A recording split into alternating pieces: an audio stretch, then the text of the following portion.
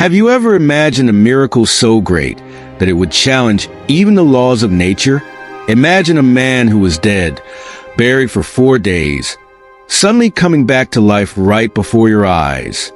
Sounds impossible, right? Well, this isn't just a story from the Bible. It's the powerful story of Lazarus, the man who overcame death. And the best part? The same power that brought Lazarus back to life is available to you today. If you're ready to see the impossible happen, don't waste any time. Subscribe now. Leave your comment below sharing your thoughts on this incredible miracle and share this video with your friends. After all, who wouldn't want to learn about the power of God that can transform anyone's life? Get ready, because this story will change the way you see the impossible. Let's get started. Lazarus was far more than just a name in an ancient story. He was a close friend of Jesus, someone the Messiah could truly rely on. Imagine having a home where the Son of God felt welcomed, a refuge where he could rest his weary soul. That was exactly what Lazarus' house in Bethany represented. His hospitality was not merely a formality, but a living demonstration of the love and respect that he and his sisters, Martha and Mary, had for Jesus. At a time when many followed Christ out of self-interest, Lazarus stood out for his genuine devotion. But who was this man who attracted so much affection from Christ himself? Lazarus was not a religious leader, a warrior, or a great influencer of his time. He was an ordinary, discreet man who lived out his faith without seeking attention, without grand speeches, but through actions that reflected his essence. Often, the most powerful faith is the one that manifests in the simplicity of everyday life. He didn't need to be at the center of attention because his connection with God was silent, profound, and unshakable. His friendship with Jesus teaches us something valuable: the importance of relationships that nourish the soul. The modern world is filled with shallow connections, where few are truly willing to offer unconditional support. But Lazarus and his family opened their home, their time, and their hearts to Jesus. And perhaps that is a practical lesson for all of us. To invest in true friendships, the kind that do not depend on convenience or status but reflect eternal values. There is an interesting detail about this friendship. Jesus loved Lazarus, but that didn't spare him from life's hardships. Some believe that having faith means being immune to suffering, but the story of Lazarus proves otherwise. Even though he was dearly loved by Christ, he went through one of the most difficult experiences of human existence: death. And this makes us reflect on something essential. Faith is not a shield against difficulties, but an anchor that keeps us steady when the storms of life come. And Lazarus was about to face the greatest test of all. His peaceful life, his welcoming home, and his friendship with Jesus did not exempt him from an inevitable fate. Sickness came without warning, pushing him to the limits of human endurance. His sisters, Martha and Mary, watched helplessly as the relentless illness took hold. But they had one hope: Jesus. Desperate, they sent a message to the Master. But he did not come immediately. Bethany was not a grand city, nor a political or commercial center. It was a small, discreet village located just a few miles from Jerusalem. But to Jesus, this place held immeasurable value. Amidst the chaos of religious debates and the constant pressure of the crowds, Bethany was a refuge. It was here that he could rest, away from judgmental eyes and the traps of the Pharisees. Not always is the most important place the one that shines in the eyes of the world. Sometimes, it is the small space of peace that changes everything. So, what made Bethany such a special place? Simple: the people. Lazarus, Martha, and Mary did not offer Jesus a throne, wealth, or political influence, but something far more valuable: genuine hospitality and true love. In a world where everyone wanted something from Jesus, here he could simply be himself. This makes us wonder: are we building spaces of peace for those we love? Or are we so busy with life's rush that we forget to create a restful environment for those around us? The truth is that everyone needs a Bethany in life. a home where the soul can breathe, where there is no need for masks or pretenses. Today, we live surrounded by noise, demands, and distractions. Creating a refuge like this does not require luxury, but intentionality. It can be a simple corner of the house, a sincere conversation, or a gesture of hospitality. Jesus didn't seek gold or palaces, but he valued places where the heart was at peace. But Bethany also had a greater purpose. Jesus' presence there was not only for rest. This village became the stage for grand moments, profound teachings, and of course, one of the greatest miracles ever witnessed. What seemed to be just a place of passage became an eternal symbol of divine power. This reminds us that often, the places we least expect hold the most extraordinary moments. And it was precisely in this peaceful place that something unexpected happened. The tranquility of Bethany was about to be interrupted by devastating news. Lazarus was gravely ill. The refuge that once symbolized joy and rest was now becoming a stage for anguish and uncertainty. And when Lazarus' sisters realized that the situation was spiraling out of control, they made the only possible decision: to cry out to Jesus. But his response took time. Lazarus was not a man of grand speeches or public declarations of his faith. In fact, he was the kind of person who preferred to live his beliefs quietly, through his everyday actions. His life was a true expression of what it means to be faithful in all areas, without expecting recognition or reward. Often, the deepest faith is the one that doesn't need to be announced, but simply lived. And Lazarus was a perfect example of this. In a world where ostentation and empty words dominate, Lazarus teaches us a valuable lesson. True faith is not measured by the volume of words we speak, but by the consistency of our actions. He did not boast of his friendship with Jesus. He didn't seek admiration or aim to put his relationship with the Messiah on display. He simply lived it day after day, in his attitudes and in the way he treated the people around him. Lazarus' faith challenges us to reflect. Are we living in a way that is consistent with what we believe? Or do our words speak louder than our actions? This quiet way of living faith is also an invitation to introspection. Often, we are tempted to seek external approval, but true approval comes from something deeper: the peace of having done what is right, regardless of public recognition. Imagine the many good things Lazarus did in his everyday life, without needing applause, without having his kindness recorded on social media. He was the kind of person you could have beside you for years, and when looking back, you'd wonder, how did I never realize how good he was? This kind of silent faith does not mean passivity or omission in the face of suffering, but rather the ability to maintain a positive and firm attitude even in adversity. And this becomes clear in the way Lazarus faced his own illness. When he became ill, no one saw him complaining, no one saw him desperate. He simply continued living according to his faith, and his trust in Jesus never wavered. When Lazarus' condition worsened, he knew his situation was not trivial, but he also knew that, no matter what happened, he could trust in God. The secret of his silent faith was not in what he said, but in what he didn't say, in the peace he radiated, and in the certainty that God was always in control, even in moments of pain. And this trust is something we can all cultivate. Lazarus' life, up until that point quiet and filled with silent faith, was suddenly shaken by a devastating illness. In the blink of an eye, the stability he and his family had known was undone. Lazarus' illness wasn't a simple cold or a passing discomfort. It was something serious, something that quickly put his life at risk. His sisters, Martha and Mary, wasted no time and sent an urgent plea to Jesus, begging for his intervention. They knew that only he could do something. Imagine the despair of those women, seeing their brother suffer, feeling the pressure of not knowing what more to do. The heart of a sister, seeing her brother on the brink of death, twists in pain. And amidst this suffering, they did what many of us would do. They sought help.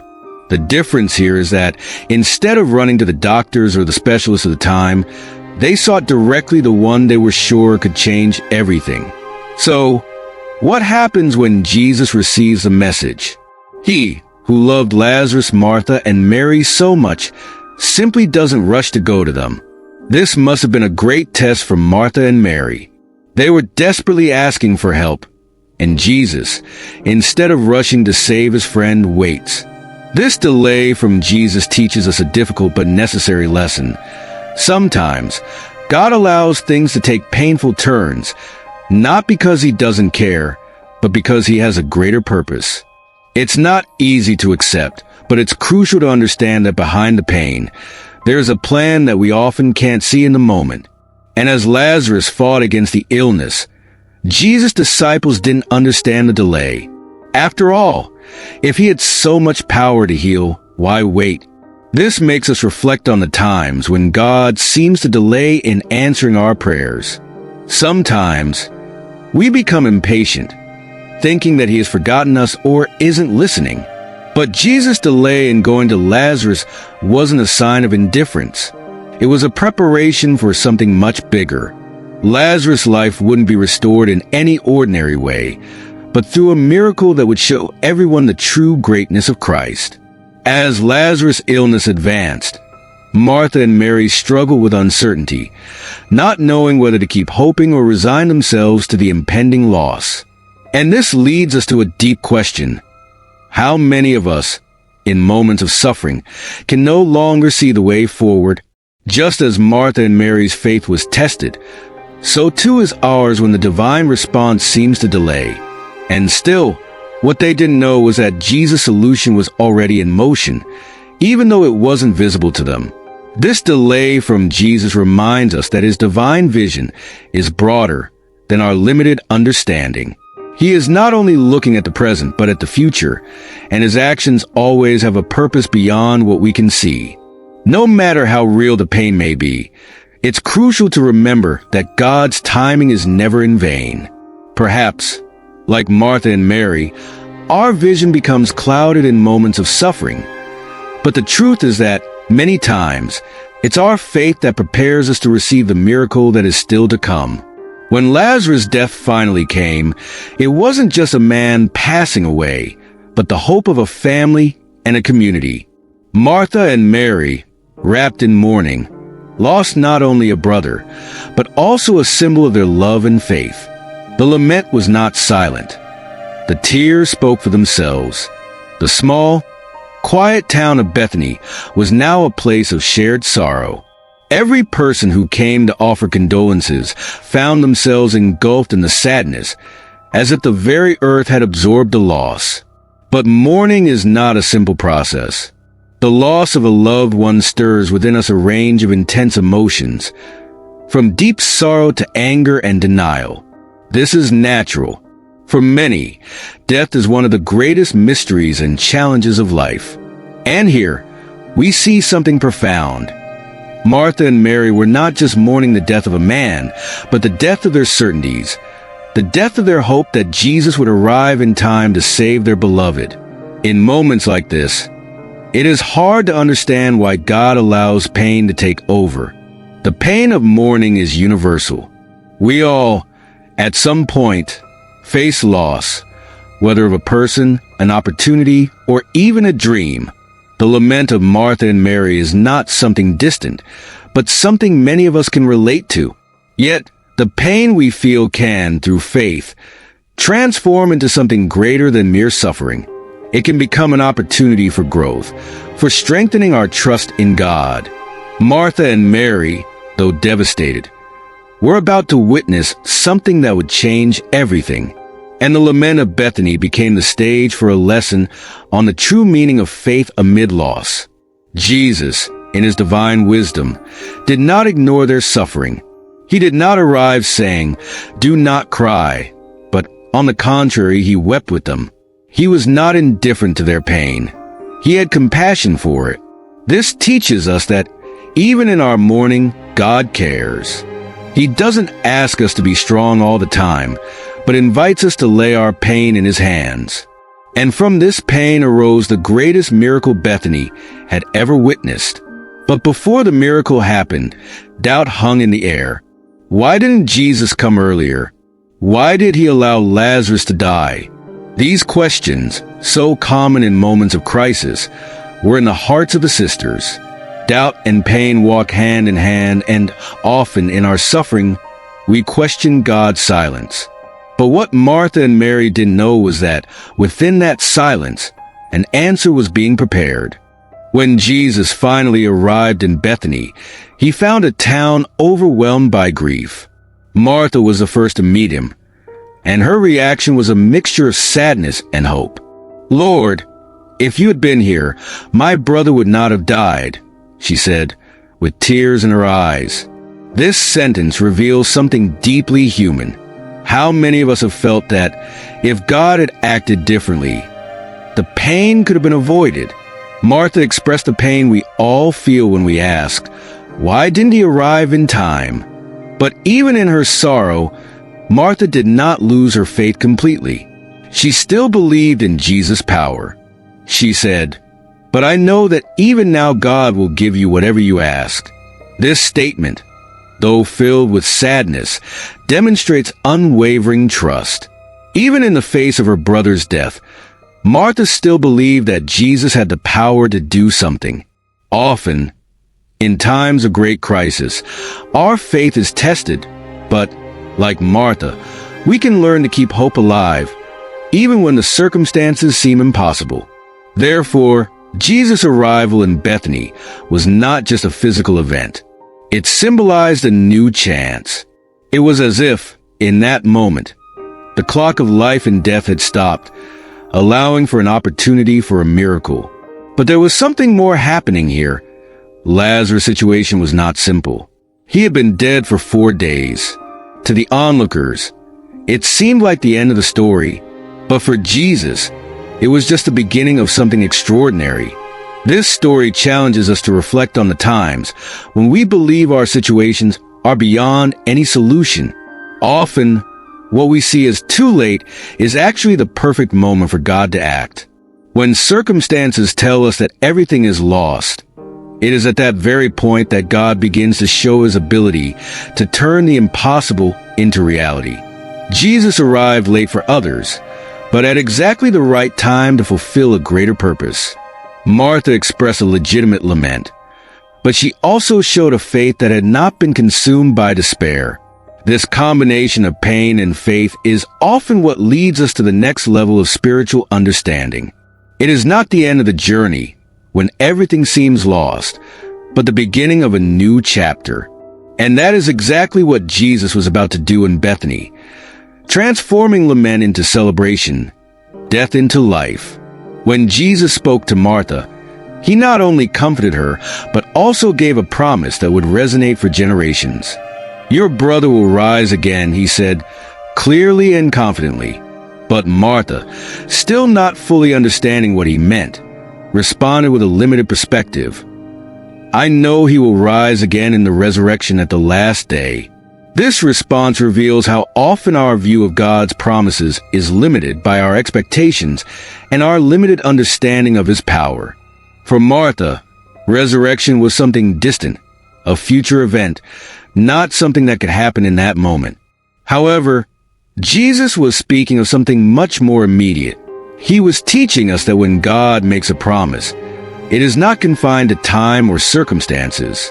He is the Lord of time. The resurrection of Lazarus would not be a distant event. It would happen right there, in front of everyone, as a public demonstration of divine power.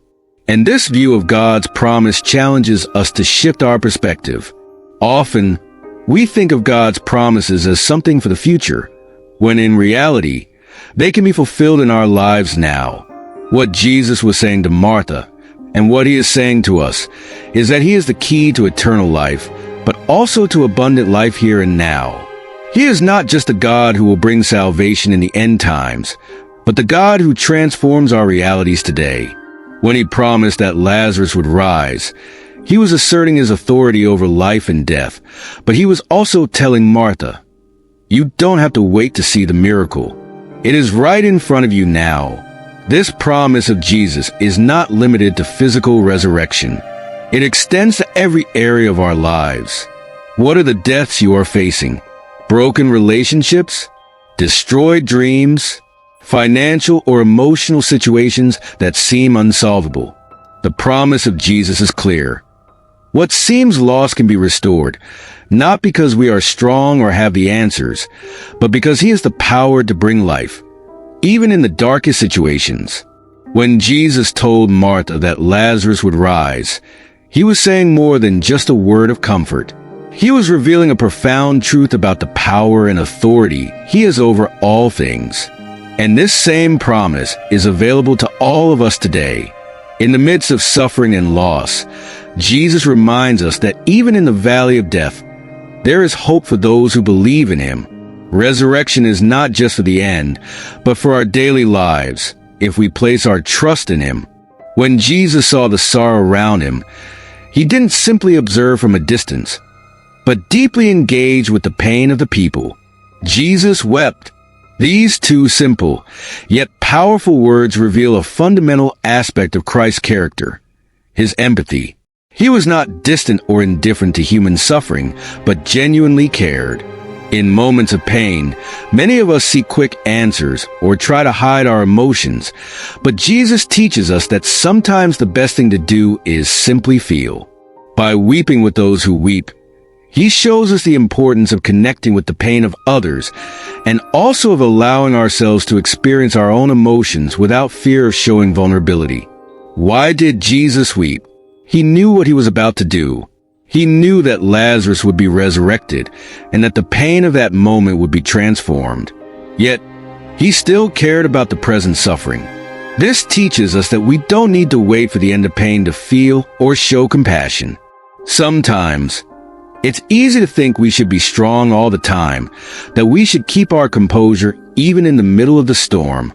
But Jesus, the Son of God, showed that it's okay to cry. It's okay to feel the pain before we see the healing. This empathy of Jesus challenges us to look at the people around us and truly see their struggles. In our fast-paced society, we often become so focused on our own concerns that we forget to stop and offer genuine support. But, like Jesus did, we can practice true empathy. It might mean a simple gesture, like a hug or a word of comfort, but it can also be a deeper step, like truly being present for someone who is suffering. Sometimes, our presence is more powerful than any words. And what do we learn from this? Jesus teaches us that suffering is not something to be ignored, but something we can engage with. By showing our vulnerability and compassion, we reflect the heart of Christ. When someone close to us is going through difficulties, instead of rushing to provide a solution, we can be present, allowing the person to feel that they are not alone in their pain. Because, in the end, it is this human connection that strengthens us. Jesus wept, and in doing so, He invites us not to ignore our own emotions or the emotions of others. He did not come to be a distant hero, but to walk with us in our weaknesses. And in the midst of that vulnerability, He still brings a hope that, even in pain, something great is yet to come. Jesus' tears teach us that pain. Jesus' tears teach us that pain, as real as it may be, is never the end of the story. Arriving at Lazarus' tomb, Jesus gave a simple yet powerful command. Take away the stone. Martha, concerned about the stench of death that had already overtaken her brother's body, hesitated. Lord, by now there is a stench, for he has been dead 4 days. She did not understand, and in many ways, this reflects our human tendency to focus on limitations and natural evidence when God is about to do something beyond our comprehension. The stone, in this context, represented the barrier between the impossible and the possible. For Martha, it was a physical and emotional barrier, but for Jesus, it was merely a temporary obstacle. What this scene teaches us is that, often in our lives, we ourselves place stones in our own paths. They could be doubts, fears, or even our limited view of what God is capable of doing. Jesus wasn't asking Martha to remove the stone because he couldn't. He asked because she needed to act in faith, removing the barrier that was preventing the miracle from happening. Often, we are invited to do our part before seeing the divine response.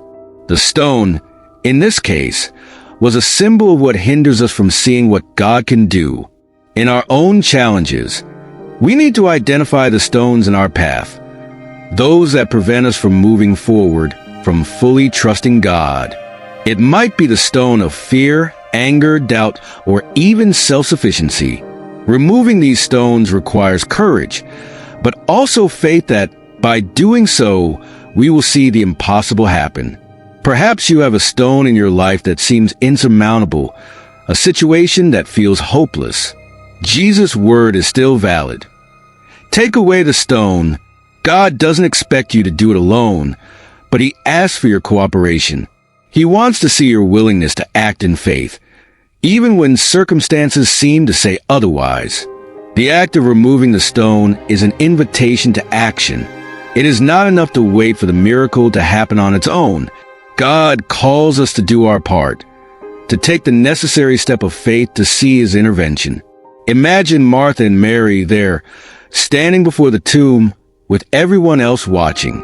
They had to choose, obey Jesus' command, which seemed senseless, or leave the stone in place, allowing the situation to remain unchanged.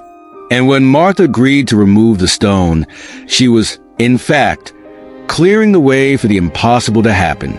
The act of removing the stone can be seen in our personal lives as an invitation to act even when the scenario seems contrary to our faith. When we decide to remove the stone, we are saying, "Yes, I believe God can do the impossible," and this prepares us to witness what will happen next when God's word is fulfilled, transforming our reality and showing that with Him, there are no limits. When Jesus commanded, "Lazarus, come out," the impossible became possible. A simple command, yet one filled with divine power. Jesus wasn't merely asking Lazarus to move. He was challenging death itself. A man who was dead, a man whose body had already begun to decompose, heard the voice of the Creator and, in obedience to that voice, rose up. The tomb, which represented the end, now became the stage for a glorious victory. Jesus' command was direct, without hesitation, and it continues to echo today as a symbol of divine authority over life and death. The resurrection of Lazarus challenges us to reflect on the power of Jesus' word. What in our lives seems dead or lost that, when called by Him, can be restored. Jesus didn't ask for death to depart or for the circumstances to change gradually. He simply spoke, and the change happened instantly. This is the kind of power available to all who believe. The voice of Christ knows no limits, and when He speaks, even death must obey. This scene also teaches us about the need to be ready to come out of our own spiritual death. Just as Lazarus was called to come out of the tomb, many times we need to be called to step out of situations where we are imprisoned. What is holding us back? Which areas of our lives are dead because of doubt, fear, or unbelief? The good news is that, like Lazarus, we can hear the voice of Jesus calling us to life. He doesn't abandon us in the death of our mistakes or in the darkness of our struggles. He calls us every day to live fully. Lazarus' walk out of the tomb, still wrapped in grave clothes, is also a reminder that even after resurrection, we still have to go through the process of liberation. When Lazarus came out of the tomb, he was still bound in his burial clothes. The miracle had occurred, but more work needed to be done. Jesus knew this and commanded others to unbind him. In our spiritual journey, God often brings us back to life, but we still need to be freed from the bindings that hold us. He calls us to live fully, but we must also allow Him to set us completely free. And as they saw Lazarus walk out, those who were present, many likely in disbelief, witnessed the absolute power of Jesus. What seemed to be the end was, in fact, the beginning of a new life. In times of great pain and despair, it's important to remember that for God, no end is final. His word has the power to resurrect even the most forgotten dreams, to restore what seemed lost forever. The resurrection of Lazarus is an eternal message of hope. No matter how deep the tomb, the voice of Jesus can call us to life. What happened after the miracle of Lazarus was a mix of human reactions, ranging from sheer disbelief to true worship. Some of the witnesses, seeing a man who had been dead for 4 days now standing before them, could not believe what they were witnessing. The word miracle is often used casually, but what happened in Bethany was no simple event. It was a public display of divine power, something so far beyond what they could imagine that it became difficult to accept. Many likely wondered, what just happened? How is this possible? On the other hand, those who had faith saw the manifestation of Jesus' power and were in awe.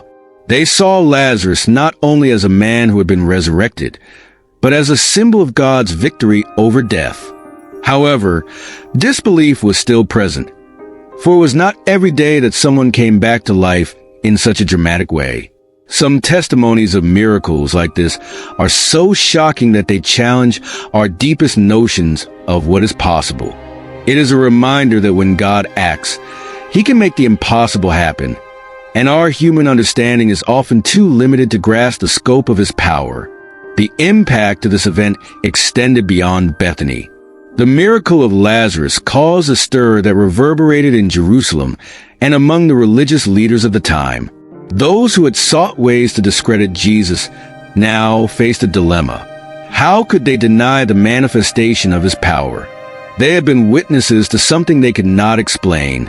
This created more division and tension, as the truth of Jesus was becoming harder and harder to conceal. The miracle of Lazarus not only demonstrated Christ's authority, but also increased the risk to his life. The religious leaders, threatened by this power, knew that something had to be done. Disbelief and mistrust not only changed people's hearts, but also altered how they viewed Jesus. The reaction of the people teaches us something important. Transformation can be so unexpected and profound that, instead of embracing the new, some people prefer to close their eyes to what is happening right before them. Resistance to the new and to the impossible is a human tendency, but the miracle of Lazarus reminds us that, even in the face of doubt and skepticism, God's power can prevail. This miracle challenges us not to let our rationality or limited perspective stop us from seeing and experiencing what God can do in our lives. And amidst this disbelief, the question remains, how many of us, upon witnessing something as extraordinary as the resurrection of Lazarus, would truly believe? Or would we be those who, instead of accepting God's manifestation, would choose to doubt? The story of Lazarus challenges us to be ready to accept the impossible, to see beyond our limited perception, and to allow God's power to manifest in ways we cannot control or understand. The miracle of Lazarus was so impressive that, instead of leading people to a deeper faith, it provoked a contrary movement among the religious leaders. For them, what happened in Bethany represented an existential threat to their control over the people. If Jesus continued performing miracles of this magnitude, the people would begin to follow him in masses, challenging the authority and religious power they had accumulated for so long. This miracle was the breaking point. What should have been seen as a divine manifestation of love and power was, to the leaders, a direct challenge to their own authority. And like any story of great change, resistance soon began to form. The leaders started to plan how to deal with Jesus. They had already tried unsuccessfully to discredit him and his miracles, but now, with Jesus' popularity growing, it seemed there was only one option: do whatever it took to silence him, even if it meant putting Lazarus himself in danger. These leaders, who were supposed to be God's representatives on earth, were more concerned with maintaining their power than with glorifying God. The truth of the miracle, which should have inspired repentance and worship, was ignored in favor of a plan for destruction. This reaction leads us to reflect on how often we resist divine changes in our own lives. When God moves powerfully, sometimes the people around us, or even we ourselves, don't know how to handle it. Resistance can arise from the fear of the unknown, insecurity about what the change will bring, or the desire to maintain control. Just like the religious leaders, we may cling to what is familiar and safe, even if it deprives us of the experience of the miracle. The plan against Jesus wasn't just an attack on him. It was also an attempt to erase the evidence of his power, the conspiracy to kill him, and also to eliminate Lazarus as a living testimony of the miracle was an attempt to hide the truth. This once again challenges us to reflect on how we react when confronted with the truth. When we encounter something that challenges our worldview, our natural response might be resistance. But it is at this moment that God calls us to look to him, to trust in his direction, even when the road seems uncertain. This conspiracy reminds us that the light of Christ will never be well received by everyone. Some people, instead of surrendering to this light, will choose the darkness. But in the end, God's truth will always prevail. Like the miracle of Lazarus, the power of God is unbeatable, and those who try to silence or destroy it will not be able to erase his truth. After the resurrection of Lazarus, he became more than just a witness to a miracle. Lazarus was now a living proof of the power of Jesus. He was no longer just a man who had returned from death. He was a symbol of what Christ can do when we are called to life. His life became a walking testimony of what is possible when God enters human history. He no longer needed to speak words to prove his faith. His very existence was the greatest demonstration of divine power. He had been dead and now was alive, and this silent and profound transformation spoke louder than any sermon could. And this transformation came at a price. The religious authority could no longer ignore Lazarus, for he was a living evidence of the power of Jesus. When a miracle happens, it often attracts light and attention, and with it come reactions that can be both of worship and resistance. Lazarus had no choice. He became a symbol, a target for the powerful who saw his existence as a threat. In a way, he was living under constant risk, but he also carried with him a great testimony of faith. What seemed like a blessing also became a struggle for survival, because what he represented challenged the power systems of his time. This contrast between being a living testimony and being a target of resistance teaches us about the responsibility that comes with transformation. When God acts deeply in our lives, it places us in a position of influence, and this position can be both a blessing and a challenge. Lazarus now had to live with the constant reminder that his life was a living proof of the power of Christ. This challenges us to think, how are we living our own lives as living testimonies? Are we living in a way that reflects God's power, silently but truly, like Lazarus? Or are we hiding our faith out of fear of facing resistance? Lazarus' life also reminds us that, when God restores us, he makes us live with purpose. He doesn't bring us back to life just to continue as we were, but to be living testimonies of his grace and power. Perhaps you are facing a personal struggle or have gone through great adversity, but as God restores you, he is placing in your hands the opportunity to be a living testimony for those around you. Your life may be the greatest message of faith someone needs to see. And, like Lazarus, it's possible that the testimony of our transformation will be the most powerful thing we can offer the world. We don't need complex words or grand gestures. Sometimes our simple presence as proof of God's power in our lives is what matters most. Lazarus was called to life, and by living, he became the answer to the questions that many didn't even know to ask. His life, resurrection, and purpose became a beacon, lighting the way for those around him. Now that you've heard the incredible story of Lazarus, it's impossible not to wonder, what is the miracle you need in your life today? No matter how big or impossible it may seem, remember, The same Jesus who resurrected Lazarus is by your side, ready to transform your situation. If you believe there's something in your life that needs a divine touch, don't wait any longer. I want to hear from you. What will you do with the faith awakened in this video? Comment below and share your experience. And don't forget to subscribe to the channel and turn on notifications so you don't miss the next videos about Bible stories and how they can change your life. Let's continue this journey of faith and miracles together, because the impossible only exists until God says otherwise.